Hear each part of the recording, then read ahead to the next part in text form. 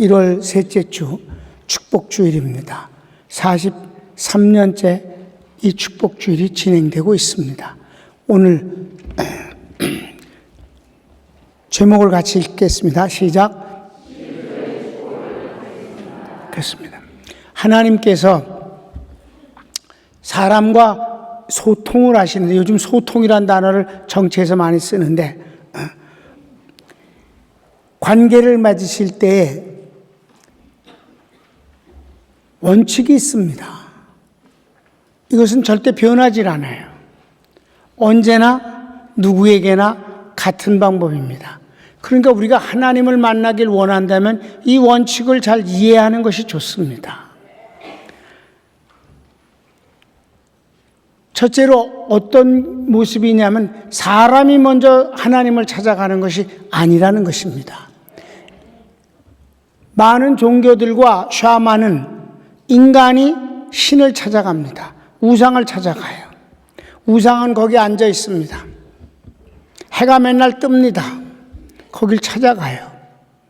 가서 소원을 빕니다. 그런데 하나님은 절대로 사람이 먼저 하나님을 찾는 게 아니라 하나님이 먼저 사람에게 찾아오시고 만나주시는 것임을 아시기 바랍니다. 그 방법은 말씀, 곧 약속입니다. 우리 믿음의 조상 아브라함을 하나님께서 찾아오셨습니다.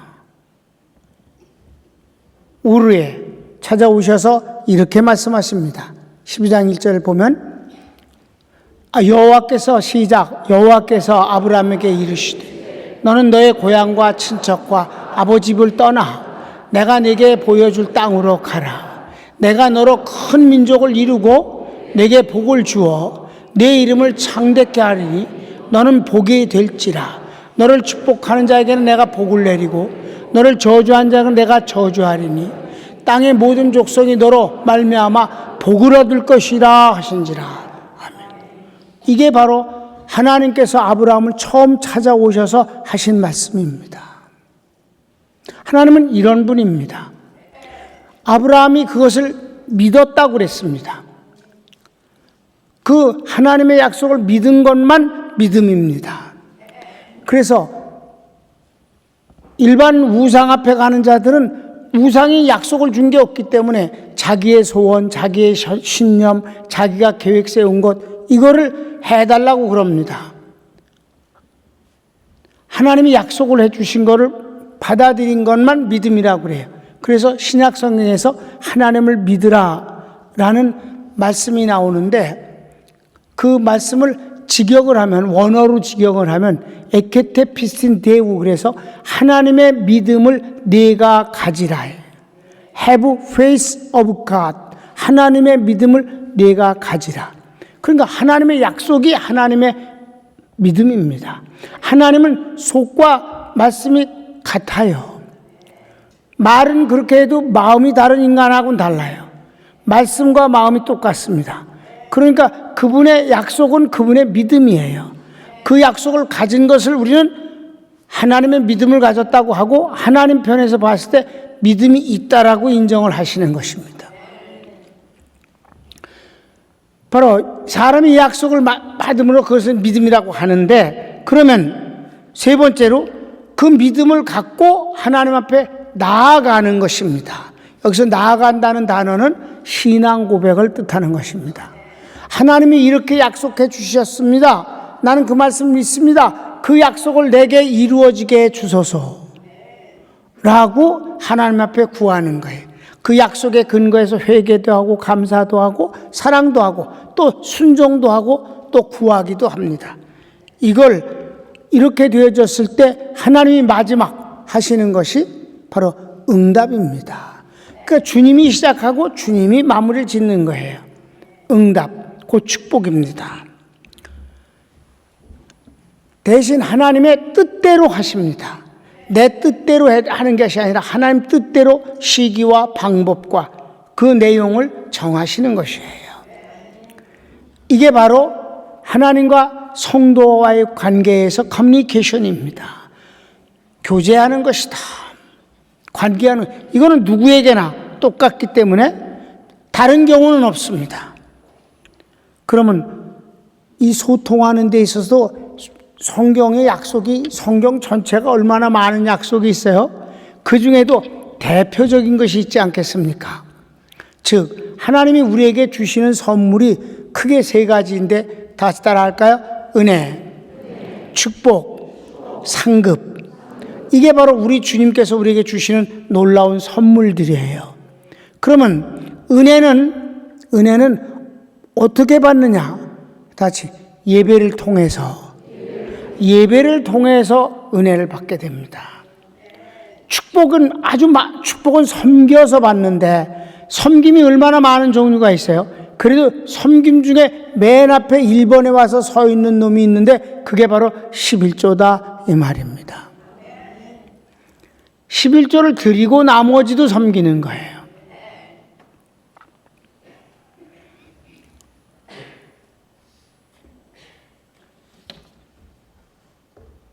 그래서 2번을 보면 큰 2번 읽을까? 시작. 대표적인 하나님과 성도의 소통은 예배와 11조입니다. 가로치기 1번 시작. 예배는 하나님을 하나님으로 고백함으로 은혜를 주십니다. 하나님을 하나님 되게 해야 하나님으로부터 뭐가 오는 거예요. 자, 이 예배에 대해서는 예수님이 직접 말씀을 하셨는데 사마리아 사람들하고 이 유대인들하고는 원수지간 같이 지냈어요. 왜냐하면 본래는 같은 민족이었는데 그네들이 하나님을 떠나 이방이 이제 점령을 했었을 때 그때 이걸 분리정책을 썼기 때문에 정권이 사마리아 사람들은 하나님을 떠나서 딴짓거리를 했고 사이비 기독교가 됐어요. 사이비 유대인이 됐어요. 그러니까 정통적인 유대인 쪽에서 보면 아주 미움의 대상이 됐단 말입니다. 그래서 서로 교통하지 않았어요. 근데 주님이 그 사마리아 땅을 지나가시게 됐습니다. 점심때가 돼서 제자들은 음식을 구하러 갔고 주님은 동구 밖에 있는 그 우물가에서 쉬고 계실 때 어떤 여자가 물을 기르러 왔어요. 이 여자는 아주 불쌍한 여인입니다. 대부분 물은 아침 일찍 새벽에 또는 저녁을 짓기 전에 해가 이렇게 뜨거운 게 가라앉으면 유대 땅은 더우니까 그때 물을 기르러 오는데 이 여자는 점심시간에 물을 기르러 왔어요. 왜 그럴까요? 사람들을 만나기가 싫은 거예요. 아주 불행스럽고 고통스러운 여인이었어요. 주님이 그 여자에게 말을 붙이셨습니다. 나에게 물 한 급만 줄 수 있냐고. 그랬더니 이 여인이 원래 상처가 많은 여인이기 때문에 그냥 빼죽해 시비부터 걸으려고 그래요. 예수님 보고 이랬어요. 보안이 유대인인데 사마리아인 나에게 물을 달라고 그럽니까? 참으시지. 이런 분위기예요. 그러니까 주님이 대꾸하셨으면 네가 나에게 물을 준다면 나는 너에게 한 번 먹으면 영원히 목마르지 않은 물을 줄 거다. 그랬더니 이 여자가 아주 속으로 아주 안 좋았어요. 그래갖고 이렇게 말했어요. 그 물 당신이 먹고 물 달래지 말지. 그럼 나 그 물 주시오. 나 물 길러 오는 것도 지겨우니까. 그랬다 이 말이에요. 주님이 이 여자하고 정상적인 대화가 안 될 것 같다는 생각을 가지셨어요. 그래서 주님이 아주 충격요법을 쓰십니다. 난데없이 내 남편을 데려와라. 그랬더니 이 여인이 폭발했어요. 내 남편 없어. 그러니까 주님께서 네 말이 옳다. 너 남편이 5이 있었다. 그런데 지금 남편하고는 아직 결혼을 안 했지 않냐. 이 여인이 그때 무너졌습니다. 무릎을 꿇었어요. 보아하니 당신은 하나님의 선지자로소이다. 그러면서 정말 목마름을 호소합니다. 나는 하나님을 만나고 싶습니다. 유대인들은 예루살렘의 성전에서 하나님을 만나러 가고, 우리 사마리아 사람들은 저 시내산에 성전을 짓고 글로 가는데 나는 아무리 가도 하나님을 만날 수가 없었습니다. 정말 예루살렘 성전에 가면 하나님을 만날 수 있는 겁니까? 이랬을 때 예수님이 말씀하셨습니다. 예루살렘도 말고 저 거룩한 산도 말라. 성령과 진리로서 하나님과 키스할 때가 오나니 곧 이때니라. 여기 예배라는 단어는 키스한다는 뜻이에요. 뽀뽀는 정말 아주 사랑하는 상대를 실감나는 걸 느끼게 하는 거잖아요. 하나님을 실감나게 만날 수 있다. 그랬더니 이 여인이 정말 너무 막 흥분을 한 거예요. 그리고 이렇게 대답했어요. 나는 그리스도가 오시면 그런 일이 일어날 수 있다고 믿습니다. 성경이 약속했으니까. 그런데 도대체 몇천 년을 기다려도 안 오는 그리스도가 언제 오시겠습니까? 예수님이 그리스도시잖아요. 그런데 그분이 당신의 이름, 당신의 호칭을 평생의 그리스도라고 단 한 번도 하신 적이 없어요. 그분은 오직 종이라는 단어만 쓰셨습니다. 인자, 사람의 아들이라는 단어를 쓰시고 그 인자는 종로로 터는 것과 저주와 심판을 담당하는 분입니다. 그런데 이 여인이 갑자기 그리스도가 오시면 그럴 수 있음을 나는 믿습니다 라고 하니까 주님이 그 금기를 깨셨어요. 단어는 쓰지 않으셨지만 일생에 한 번 딱 내가 그러라 라고 하신 것입니다. 그 순간 성령이 역사하셔서 이 여인은 주님이 그리스도이심을 믿게 된 것입니다. 물동이를 내버려 두고 막 정신이 없어요. 그렇게 만나기조차 싫어하는 동네 사람들한테 가서 소리 질렀습니다. 우리 동네에 그리스도가 오셨다. 정말 하나님이 약속하신 그 그리스도가 진짜 오셨다 라고 그러니까 동네 사람들이 저게 미쳤나 그러면서도 할 것도 없고 심심하니까 그래서 예수님께로 나왔어요. 그땐 제자들도 왔습니다. 그래서 많은 사마리아 사람들이 유일하게 예수님이 여러 날을 그 사마리아 동네에서 복음을 전하면서 함께 지내신 일이 있는 것입니다. 그게 바로 요한복음 4장에 나오는 말씀이에요. 성경 구절 한번 볼까요? 23절부터 시작. 아버지께 참되게 예배하는 자들은 영과 진리로 예배할 때가 오나니 곧 이때라. 아버지께서는 자기가 이렇게 예배하는 자들을 찾으시느니라. 하나님은 영이시니 예배하는 자가 성령과 진리로 예배할지니라. 내가 여러분 예배를 드릴 때마다 항상 강조하잖아요. 예배는 은혜를 받는 유일한 수단이고 장소입니다.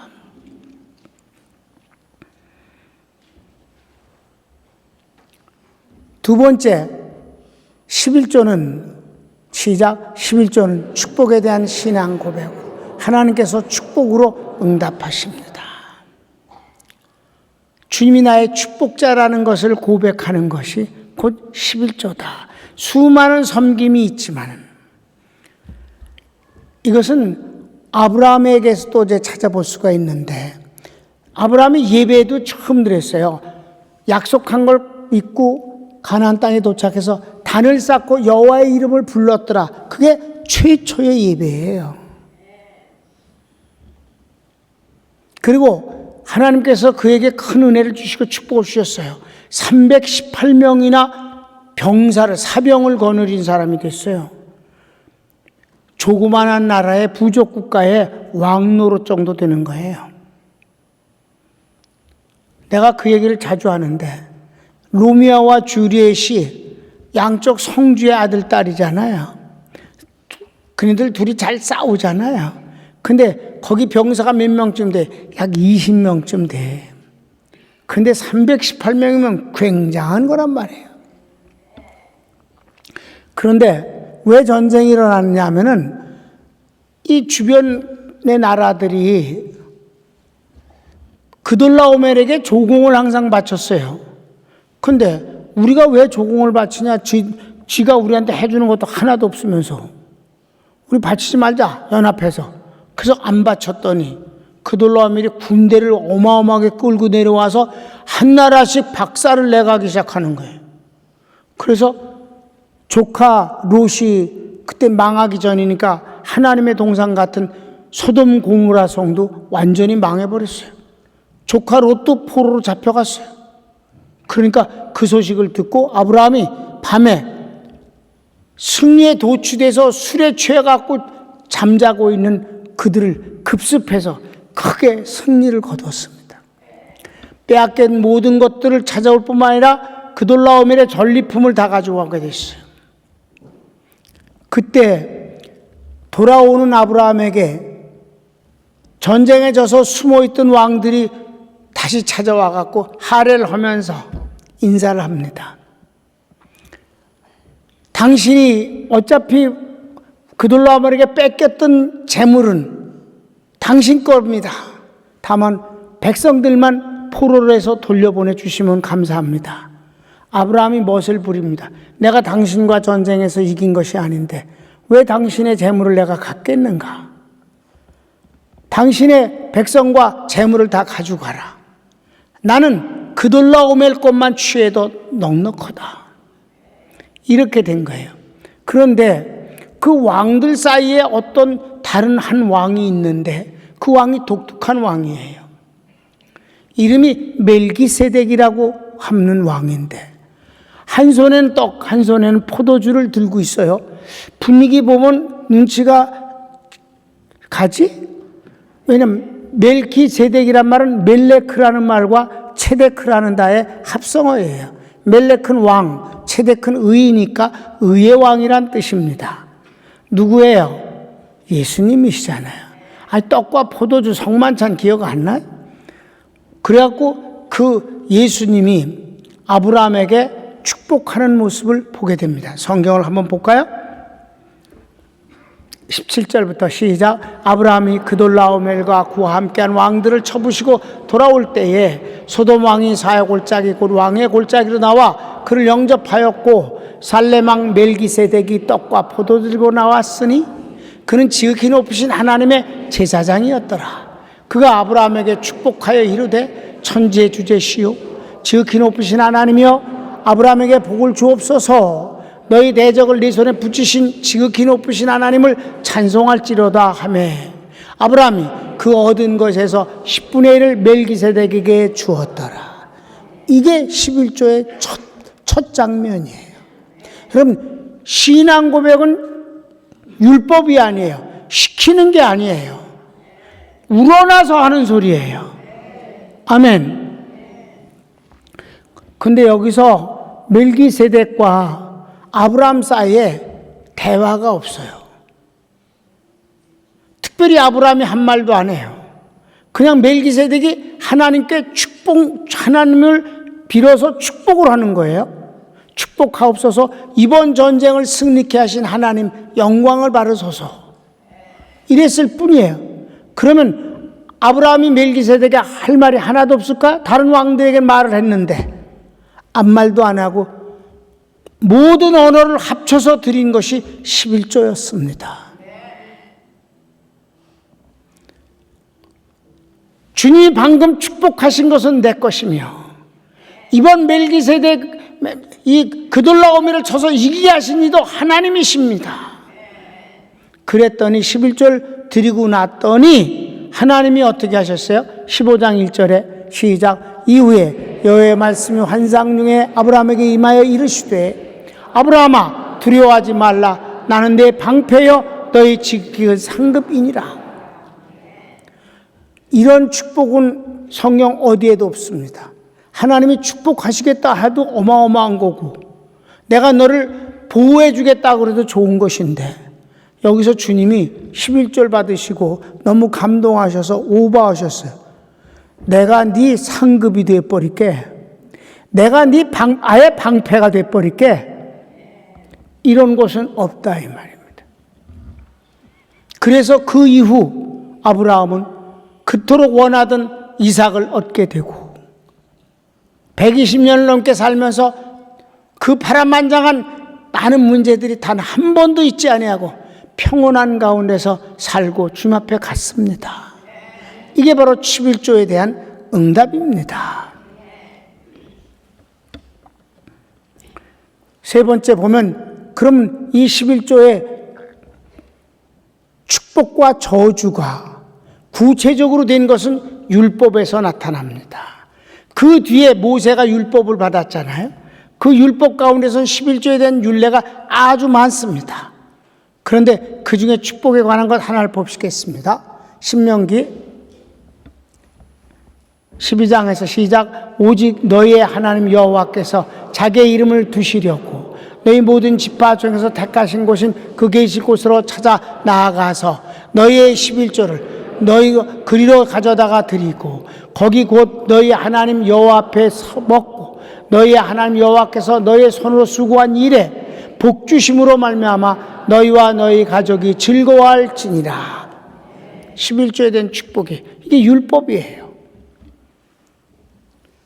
그런데 이스라엘 백성들이 하나님 앞에 대표적인 것 예배와 11조를 소홀히 여겼어요. 버렸습니다. 그랬더니 이스라엘 민족이 망하게 되는 것이 구약성경 마지막인 말라기입니다. 이때부터 이 유대인들은 비참하게 되었고 400년 동안 하나님이 선지자를 보내지 않으셔서 암흑 속에서 살다가 세례 요한이 430년 만에 나타난 선지자 올시다. 그 이스라엘이 망할 때 하나님이 안타까움으로 간절히 말씀하시는 내용이 바로 예배와 11조임을 아시기 바랍니다. 말라기서 3장 8절부터 12절인데 중간에 내가 잘라서 설명하기 시작. 사람이 어찌 하나님의 것을 도적질하겠느냐. 그러나 너희는 나의 것을 도적질하고도 말하기를 우리가 어떻게 주의 것을 도둑질하였나이까 하는도다. 이는 곧 11조와 봉헌물이라. 여기까지. 하나님이 내 거 도둑질했다고 그래요. 그게 뭐냐면 11조와 봉헌물은 예배의 물을 말하는 것입니다. 예배를 드릴 때 증거로 드리는 것이 예배 예물이에요. 그 두 가지. 그래서 대표적인 거라 그래요. 은혜는 예배, 축복은 대표적인 고백이 11조다. 그런데 왜 내 것을 도둑질하냐고 그랬으면 은혜는 주님 겁니다. 축복 주님 겁니다. 주님 거를 우리에게 주시는 것이에요. 은혜와 축복 말입니다. 그런데 이들이 그 은혜와 축복을 도둑질했어요. 예배를 안 드리고 11조를 떼어먹습니다. 그랬더니 주님이 계속해서 말씀하십니다. 시작. 너희 곧 온 나라가 나의 것을 도둑질하였으므로 너희가 저주를 받았느니라. 만군의 여호와가 이르노라. 너희의 온전한 11조를 창고에 들려 나의 집에 양식이 있게 하고 그것으로 나를 시험하여 내가 하늘 문을 열고 너에게 복을 쌓을 곳이 없도록 붙지 아니하나 보라. 여기까지. 여러분, 하나님이 스스로의 선을 무너뜨리셨습니다. 오늘 그걸 두 번 봅니다. 예수님이 그리스도라고 하신 금기를 깨셨고 여기서는 하나님을 시험하면 죽는다고 율법이 말씀하셨는데 그러나 이것만큼은 날 테스트해봐도 좋다. 내가 11조를 바치고 축복을 내가 주나 안 주나 시험해봐도 좋다. 시험까지 허락해 준 것이 하나님이 이토록 축복 주시고 싶어서 그렇게 요구하시는 것을 믿으시기 바랍니다. 그 뒤에 구절을 봅시다. 시작. 만군의 여호와가 이르노라. 내가 너희를 위하여 메뚜기를 금하여 토지 소산을 너희 밭에 포도무 열매가 기한 전에 떨어지지 않게 하리니 너희 땅이 아름다워짐으로 모든 이방인들이 너희를 복되다 하리라. 만군의 여호와의 말입니다. 여기 말라기서 3장에서 특별히 11조와 예배에 대해서 말씀하실 때 한마디 어군 만군의 여호와가 말한다. 만군의 여호와가 사람 말이 아니야. 만물을 창조한 창조주의 말이다. 역사의 주관자가 하는 말이다. 이 천군 천사를 거느린 만군의 여호와가 하는 말이다. 내가 너희에게 헛소리 하겠는가? 제발 믿고 순종하고 복을 받으라. 그러니까 축복의 방법은 이것입니다. 11조를 드렸으니까 오늘 가서 복권 하나 사야겠네. 노름이나 한번 하러 가야겠네. 하나님은 이런 축복자가 아니에요. 두 가지를 얘기하셨어요. 너희가 농사를 짓는데 메뚜기, 황충이 와서 농사 짓는 걸 배추를 다 갉아먹지 못하게 하겠다.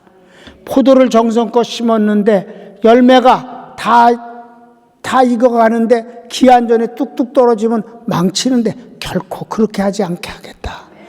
하나님은 근거 없는 축복이 아니라 심고 가꾸고 거두게 하시는 일을 통해서 축복을 주시겠다는 말씀이 올시다. 이게 바로 주님이 주시는 축복이며, 그리고 세월이 흐르면 만인이, 모든 사람이 내가 축복을 받았음을 부인할 수 없게 만들어 주겠느니라. 마지막, 예수님은 뭐라고 결론을 내리실까요? 내가 이것을 하는 이유는 어리석은 자들이 11조는 율법에 관한 것이고 옛날에 구약시대 때 일이라고 그랬는데, 그럼 예수님은 뭐라고 하셨을까요? 예수님의 결론입니다. 예수님이 바리새인들을 책망하실 때 하는 말씀입니다. 시작. 화 있을진저 외식하는 서기관들과 바리새인들이여, 너희가 박하와 회향과 근처의 11조를 드리되 율법에 더 중한 바 의와 인과 신은 버렸도다. 그러나 이것도 행하고 저것도 버리지 말아야 할지니라. 아멘. 바리새인들은 외식하는 것 때문에 욕을 먹습니다. 거룩한 체한단 말이에요. 율법을 다 지키는 체한다 이 말이에요. 주님이 그래서 막 욕을 많이 하셔. 독사의 새끼들아, 회칠한 무덤 막 욕하시면서, 여기서는 11조에 관해서 야단을 치시는 거예요. 그게 뭐냐? 이들은 얼마나 정확하게 11조를 구별하는지 몰라요. 회양, 박하, 비싼 거예요. 근채는 싼 거예요. 풀뿌리, 무, 당근 이런 것들, 이게 다 채소거든. 감자 이런 것까지도 10개 딱 하면 하나 딱 이렇게 11조를 아주 정확하게 구분한다 이 말이에요. 비싼 것도 싼 것도.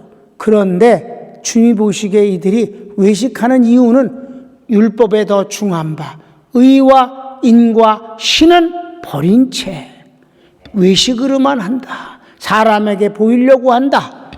철저한 것 같이 한다. 그래서 너희는 저주를 받는다라고 하신 것입니다. 의는 뭘까요? 의는 거룩인데 하나님 것을 뜻합니다. 11조를 하나님 것으로 구분하여 드리는 겁니다. 내 거 아니고 모든 축복이 하나님 거죠. 근데 다 드리면 먹고 살 게 없는 거니까 그 중에 하나님 것입니다. 다 주신 게 다 하나님 겁니다. 그것을 구분하였습니다. 하나님 것으로 살았습니다. 두 번째, 주님 구원하시고 축복하시는 주님을 사랑합니다. 사랑입니다. 이걸 드림으로 하나님이 약속하신 축복을 더하여 주실 것을 믿습니다. 의와 인과 신으로 드린대. 11조도 반드시 드리되 이것을 버리지 말지니라. 의와 인과 신으로 드리라.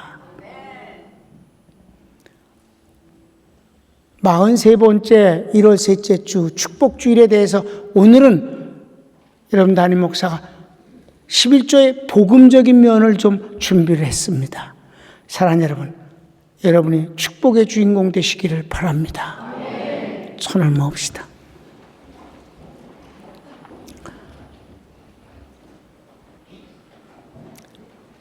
복음은 진리이고 진리는 생명입니다.